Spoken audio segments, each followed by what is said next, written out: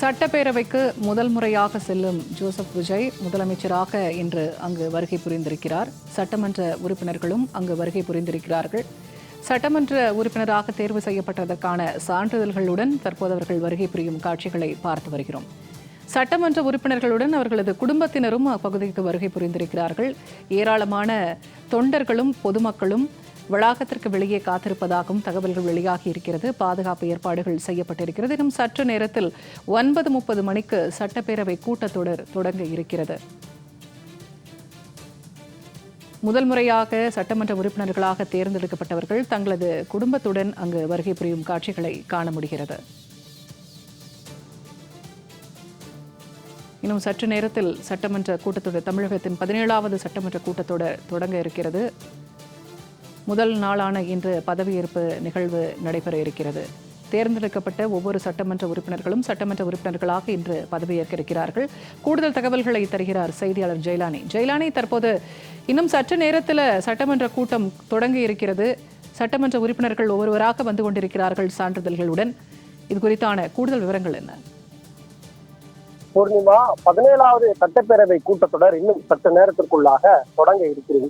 இதில் 233 சட்டமன்ற தொகுதிகளில் வெற்றி பெற்ற அந்த சட்டமன்ற உறுப்பினர்கள் தொடர்ச்சியாக சட்டப்பேரவைக்கு வருகை தரக்கூடிய காட்சிகளை நம்மால் ஒரு புறத்தில் பார்க்க முடிகிறது. குறிப்பாக இந்த முறை நடைபெறக்கூடிய இந்த 17வது சட்டப்பேரவை கூட்டத்தொடர் என்பது மிகவும் எதிர்பார்க்கக்கூடிய சட்டப்பேரவை கூட்டத்தொடராக தமிழக மக்கள் அனைவராலும் பார்க்கப்படுகிறது. ஏனென்றால் பல்வேறு விதமான ஒரு மாற்றம் என்பது சட்டப்பேரவையில நிகழ்ந்திருக்கிறது. குறிப்பாக வழக்கமாக நம்ம இதற்கு முன்பாக சட்டப்பேரவை கூட்டத்தொடர் நடைபெறும் போதெல்லாம் நாம் பார்க்கக்கூடிய காட்சிகள் என்பது ஆளும் கட்சி எதிர்கட்சி என இரண்டு தரப்பு வரிசைகளிலும் உட்காரக்கூடியவர்கள் திராவிட கட்சியை சேர்ந்தவர்களாக தான் இருப்பார். ஒருவேளை அதிமுக ஆளுங்கட்சியாக இருந்தால் திமுக எதிர்கட்சியாக இருக்கும், ஒருவேளை திமுக ஆளுங்கட்சியாக இருந்தால் அதிமுக எதிர்கட்சியாக இருக்கும். இப்படித்தான் கடந்த 50 ஆண்டு கால வரலாறு என்பது இருந்து வந்தது. ஆனால் மக்கள் சக்தியால் இந்த முறை மாற்றம் என்பது நிகழ்ந்திருக்கிறது. புதிதாக கட்சியை தொடங்கி தேர்தலை சந்தித்த தமிழக வெற்றி கழகம் ஆட்சி பொறுப்பை பிடித்திருக்கிறது. ஒட்டுமொத்தமாக 107 சட்டமன்ற உறுப்பினர்கள் தற்போது தமிழக வெற்றி கழகம் சார்பில் இருக்கிறார்கள். அதிலும் மிகவும் குறிப்பாக உன்னிப்பாக கவனிக்கப்படக்கூடிய விஷயம் என்னவென்றால், தமிழக சட்டப்பேரவைக்கு இதற்கு முன்பாக வரக்கூடிய சட்டமன்ற உறுப்பினர்கள் பெரும்பாலான நபர்கள் வேஷ்டி சட்டை அணிந்து வருவார்கள். ஆனால் இன்று வருகை தரக்கூடிய சட்டமன்ற உறுப்பினர்களுடைய நம்ம காட்சிகளை நம்மால் பார்க்க முடிகிறது.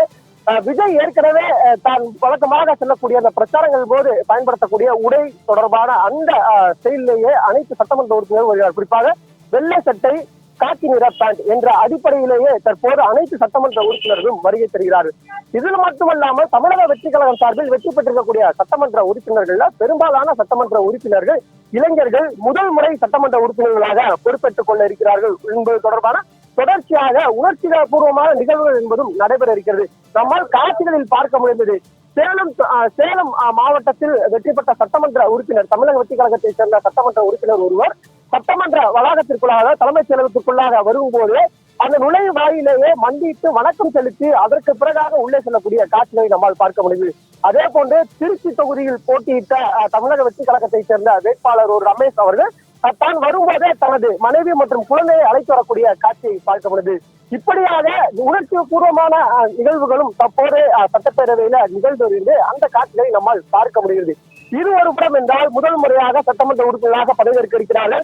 அவரது குடும்ப உறுப்பினர்கள் உணர்வுபூர்வமாக இருக்கிறார்கள். அவர்கள் என்ன பேசப் போகிறார்கள் அடுத்தடுத்து வரக்கூடிய காலங்கள் என்பது தொடர்பான எதிர்பார்ப்புகள் ஒரு புறத்தில் இருக்கிறது. மற்றொரு புறத்தில் எதிர்கட்சி வரிசையில இதுவரைக்கும் ஆளுங்கட்சியாக அமர்ந்திருக்கக்கூடிய இருவருமே ஒரே வரிசையில அமர இருக்கிறார்கள் என்ற காட்சிகளை நம்மால் பார்க்க முடிகிறது. தற்போது சட்டப்பேரவை வளாகத்திற்குள்ளாக அந்த மைய மண்டபத்தில் நடைபெறக்கூடிய அந்த சட்டப்பேரவை வளாகத்திற்குள்ளாக நாம் சென்று பார்க்கும்போது பெரும்பாலான பார்க்கக்கூடிய காட்சிகள் என்று இளைஞர்களாக இருக்கிறார்கள், புதுமுகங்களாக இருக்கிறார்கள். இதுவே நாம் சட்டப்பேரவை வழக்கமாக தொலைக்காட்சி வாயிலாக பார்த்து வரக்கூடிய நமது மக்களுக்கு புதுமையை ஏற்படுத்தக்கூடிய காட்சியாகவும் உணர முடிகிறது. பல மக்கள் தெரிவிக்கக்கூடிய கருத்தாகவும் அதை நம்மால் பார்க்க முடிகிறது. அது மட்டுமல்லாமல் இந்த சட்டப்பேரவை மிகவும் முக்கியத்துவம் வாய்ந்த சட்டப்பேரவையாக பார்க்கப்படுகிறது. இதற்கான காரணம் என்னவென்றால், எந்த கட்சியும் தனிப்பெரும்பான்மையுடன் வெற்றி பெறவில்லை. தமிழக வெற்றி கழகம் ஆட்சி பொறுப்பை பெற்றிருந்தாலும் கூட 5 கூட்டணி கட்சி, 5 தோழமை கட்சிகளுடைய ஆதரவிற்கு பிறகாகத்தான் ஆட்சி அமைப்பதற்கான உரிமையை கோர முடிந்தது. குறிப்பாக தமிழகத்தின் பொறுப்பாளராக இருக்கக்கூடிய அருணை 4 முறை சந்தித்து தனக்கு ஆட்சி அமைப்பதற்கான அதிகாரம் வழங்க வேண்டும் என்பதாக உரிமை கோரினார். அந்த 4வது முறை தோழமை கட்சி தலைவர்கள் அனைவரையும் ஒன்றாக திரட்டி ஒன்றாக நேரில் சென்று பார்த்து 120 சட்டமன்ற உறுப்பினருடைய ஆதரவு கடிதத்தை கொடுத்ததற்கு பிறகு பிறகாகத்தான் அவருக்கு அழைப்பு என்பது கொடுக்கப்பட்டு நேற்றைய தினம் முதலமைச்சராக பொறுப்பேற்றுக் கொண்டார். முதலமைச்சராக பொறுப்பேற்றதற்கு உடனே அடுத்தடுத்தாக அதிரடியான சில நடவடிக்கைகளையும் முதலமைச்சராக இருக்கக்கூடிய ஜோசப் விஜய் அவர்கள் மேற்கொண்டார்கள். குறிப்பாக 3 திட்டங்களையும் அறிமுகப்படுத்தி வைத்தார். அது மட்டுமல்லாமல் சட்ட ஒழுங்கு குறிப்பாக உடனடியாக அன்றைய தினமே ஆலோசனை கூட்டத்தை நடத்தி வைத்தார். அன்று மாலைதான் அடுத்த கட்ட அலுவல் பணிகளுக்காக, வழக்கமாக சட்டப்பேரவை கூட்டத்தொடர் கூட்டப்படுகிறது என்றால் அடுத்த நடைபெறக்கூடிய அந்த அலுவல் பணிகளுக்காக தற்காலிக சபாநாயகர் நியமிக்கப்படுவது என்பது வழக்கமாக இருந்து வரும். அந்த அடிப்படையில் நேற்று மாலை ஆளுநர் அவர்கள் தற்காலிக சபாநாயகராக தமிழக வெற்றி கழகத்தின் சார்பில் சோழவந்தான் சட்டமன்ற தொகுதியில் தனி தொகுதியில் போட்டியிட்டு வெற்றி பெற்ற கருப்பையாவை தற்காலிக சபாநாயகராக பதவியேற்பு செய்து வைத்தார். இந்த நிலையில் தற்போது தற்காலிக சபாநாயகராக இருக்கக்கூடிய கருப்பையா தலைமையில் தான் இந்த சட்டப்பேரவை 17வது சட்டப்பேரவை கூட்டத்தொடர் என்பது நடைபெற இருக்கிறது. இந்த சட்டப்பேரவை கூட்டத்தொடரில் முதல்ல உள்ள சென்றதற்கு பிறகாக தற்காலிக சபாநாயகர் உறுதிமொழி ஏற்றுக்கொள்ளார். அதற்கு பிறகாக தலைமை கழக செயலாளர், அதாவது அதிகாரிகள் அழைப்பு விடுத்ததற்கு பிறகாக தொடர்ச்சியாக ஒவ்வொரு சட்டமன்ற உறுப்பினர்களும் வருகை தந்து தங்களது பதவி பிரமாணம் செய்து கொள்வார்கள். அவர்கள் பதவி பிரமாணம் தற்காலிக சபாநாயகர் கருப்பையா செய்து வைப்பார் என்றால் எதிர்பார்க்கப்படுகிறது. இது வருகை தருவதற்கும் ஒரு நடைமுறை என்பது இருக்கிறது. முதலில் முதலமைச்சர் பெரம்பூர் சட்டமன்ற தொகுதியில் போட்டியிட்டு வெற்றி பெற்றிருக்கக்கூடிய தமிழக வெற்றி கழகத்தின் தலைவர், தமிழகத்தின் முதலமைச்சராக இருக்கக்கூடிய ஜோசப் விஜய் அவர்கள் பொறுப்பேற்றுக் கொள்வார்கள். அவரை தொடர்ந்து அவரது அமைச்சரவையில் இடம்பெற்றிருக்கக்கூடிய சகாக்கள் சட்டமன்ற உறுப்பினர்கள் தங்கள் தொகுதியின் அடிப்படையில் எந்தெந்த தொகுதிகளை வெற்றி பெற்றார்களோ அந்த தொகுதியுடைய சட்டமன்ற உறுப்பினராக பொறுப்பேற்றுக் கொள்வார்கள். அதற்கு பிறகாக முன்னாள் முதலமைச்சர்கள், அதற்கு பிறகாக முன்னாள் சபாநாயகர், முன்னாள் கொரோனா என வரிசை அடிப்படையில மூத்த சட்டமன்ற உறுப்பினர் அடிப்படையில பதவி பிரமாணம் என்பது நடைபெறும். இன்று நடைபெறக்கூடிய நிகழ்வுகள் என்று பார்த்தோம் என்றால் சட்டப்பேரவையில சட்டமன்ற உறுப்பினர்கள் பதவியேற்பு நிகழ்வு மட்டுமே நடத்தப்படும். அதற்கு பிறகாக இந்த அரசு தனது தனி பெரும்பான்மை நிரூபிக்கக்கூடிய சூழல் என்பது இருக்கிறது. அதற்காக கால அவகாசத்தையும் பொறுப்பாளர் அருணேக்கர் வழங்கியிருக்கிறார். 13ஆம் தேதிக்குள்ளாக ஃப்ளோர் டெஸ்ட் மூலமாக தமிழக வெற்றி கழகம் இந்த அரசை நீட்டித்து வழங்க வேண்டும் என்றால் அதற்கான தனி பெரும்பான்மையை நிரூபித்து காட்ட வேண்டும் என்பதாக ஏற்கனவே கால அவகாசம் என்பது கொடுக்கப்பட்டிருக்கிறது. அதற்கான கெடு என்பது 13ஆம் தேதி வரையிலாக இருக்கிறது.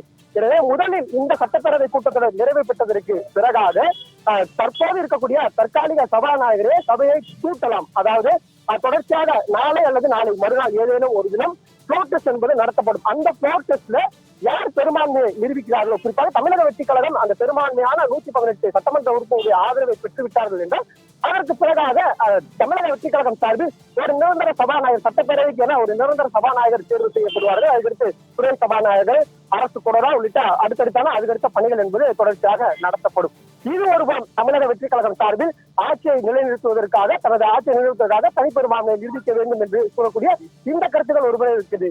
மற்றொரு புறத்தில் இந்த சட்டப்பேரவை கூட்டத்தொடரில் உற்றுநோக்கி மக்களால் கவனிக்கப்பட வேண்டியது, பல ஆண்டுகளாக 4 முறை புரட்சித் தலைவர் அம்மா ஆட்சி காலத்திலிருந்து ஆளுங்கட்சியாக இருந்து வந்த அதிமுக தற்போது எடப்பாடி பழனிசாமி தலைமையிலான அணி தற்போது 2 அணிகளாக தொடர்ந்து சுக்குநூறாக உடைந்து வருகிறது.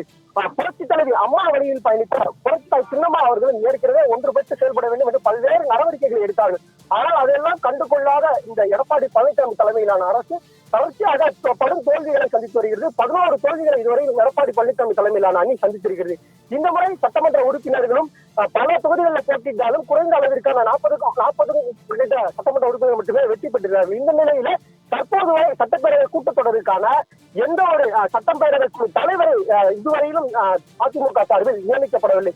குறிப்பாக தமிழக வெற்றி கழகத்தின் சார்பில் அக்கட்சியின் தலைவர் சட்டப்பேரவை குழு தலைவராக நியமிக்கப்பட்டது. தகவல்களை பகிர்ந்து கொண்டமைக்கு நன்றி ஜெயலானி.